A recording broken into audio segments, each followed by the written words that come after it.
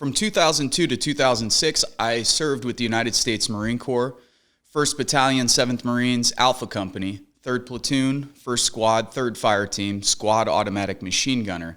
I was stationed in 29 Palms, California, and deployed to Iraq twice. First during the initial invasion in 2003, and then again in 2004 to 2005 during the height of the insurgency. I was in western Iraq, in Al-Anbar province, in a town called Al-Qaim, just south of the Euphrates River and just east of the Syrian border.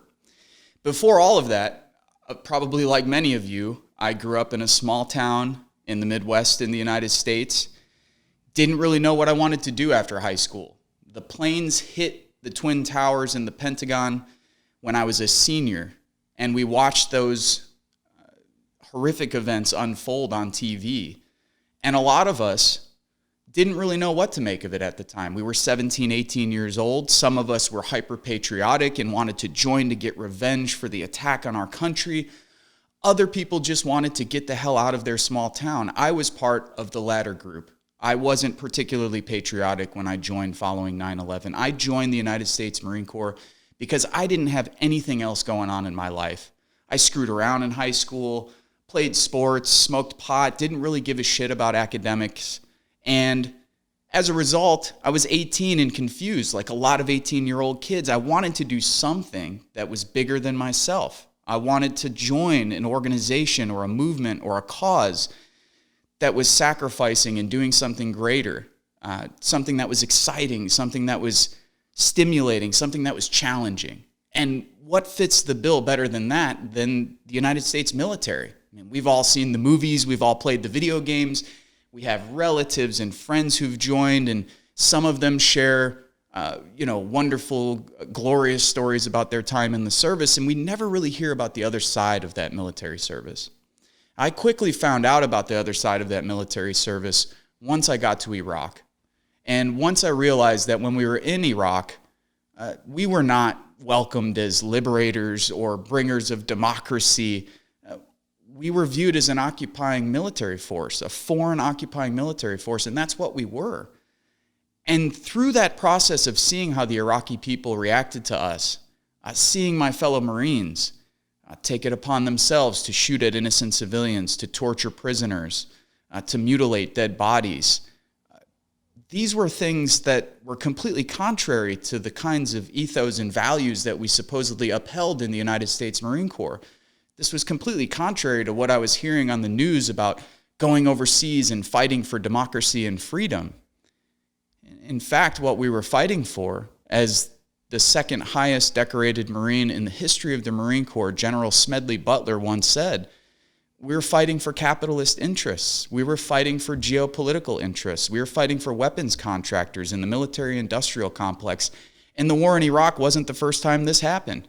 Smedley Butler wrote his book, War is a Racket, in 1935. In 1935, General Smedley Butler understood that the United States Marine Corps was nothing other than the strong arm of American big business.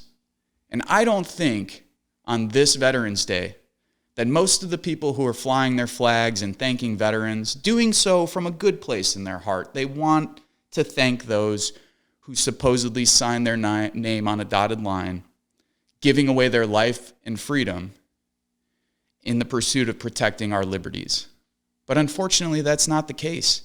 That is not what the United States military does. The United States military is not here to protect our freedoms. The United States military is here to protect geopolitical and private corporate interests. And it has a devastating impact on veterans. We have veterans who kill themselves at twice the rate of the civilian population. And in fact, I've lost more friends from my platoon to suicide and cancer, drug overdoses and the like, than we lost in combat missions in Iraq. And families are destroyed because of this. Communities are destroyed. When you come from a small town of 1,000, 5,000, 10,000 people, 2 or 3 young men or women dying overseas is a big deal. It shatters communities. It shatters families and friend networks. And we're spending trillions of dollars on these wars. We've been spending trillions of dollars on these wars for the past 20 years while our country here in the United States crumbles from within. Our infrastructure is crumbling. Our education system is crumbling. People can't afford housing. People can't afford childcare. They can't afford healthcare. And yet we've spent over $7 trillion on the wars in Iraq and Afghanistan. That's right, $7 trillion. So, at a time when the nation is more divided than ever, at a time when people are at each other's throats, at a time when many people are pontificating about the collapse of society or a potential civil war or a revolution, I think that veterans have a very clear and special role to play right now in our context in the United States. We have to remind people that we live in a country that is going to require a certain amount of collective sacrifice. And I think if we can focus on the things that bring us together, for instance, the majority of veterans who've served in Iraq and Afghanistan are opposed to the wars in Iraq and Afghanistan. Recent polling shows that the majority of veterans who served in those wars do not, in fact, think that those wars were worth fighting. Those are liberal veterans, conservative veterans, independent veterans. This is an issue that we can talk about across party lines. This is an issue that traverses political ideology. I have friends, veteran friends who are libertarians who are opposed to the wars in American empire. I have friends who are socialists who are opposed to the wars in American empire.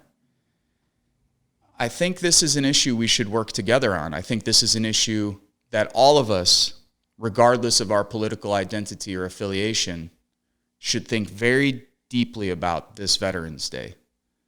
And, if it was up to me, I have to be honest, I would make Veterans Day a day of national mourning and sacrifice. This would be a day where people couldn't go to the store. They couldn't just get on Netflix and watch movies or watch sports. I think everything should be closed today. I think if we close down the entire U.S. society except for essential functions and services such as water and whatever else, that is the only way in our fast-paced society where people are jumping from one issue to the next. Maybe they're thinking about veterans in the morning, but by the evening they're already talking about Donald Trump's tweets. In this kind of a context, I believe the only way we're going to have a serious discussion and debate about the role of the U.S. military, what it's done to people around the world, what it's done to veterans and their families, and the impact all of that has had on our situation in the United States, is if we take a long pause and reflect and have a deep national conversation about these issues. So this Veterans Day, my advice is don't thank the veterans that you know. Ask them questions. Don't just fly a flag outside of your house or post something to social media because you think it's the right thing to do, because you would like to display your thankfulness for our service. There's nothing to thank us for our service. But what you can do, and the best way to thank us, is to remain extremely critical of our politicians who have the power to send young men and women to fight and die in wars. The best way that Americans can thank veterans is by stop creating so many of us. To those of you who did survive your military experience, welcome home, brothers and sisters. You might not have made it home in one piece mentally or physically, but you're here, and that's all that matters. Appreciate your time, love the people you love, and find some joy and meaning into this life. As the great anti-war veteran and director Oliver Stone once wrote in his film Platoon, those of us who did make it have an obligation to build again, to teach to others what we know, and to try, with what's left of our lives, to find a goodness and a meaning in this life.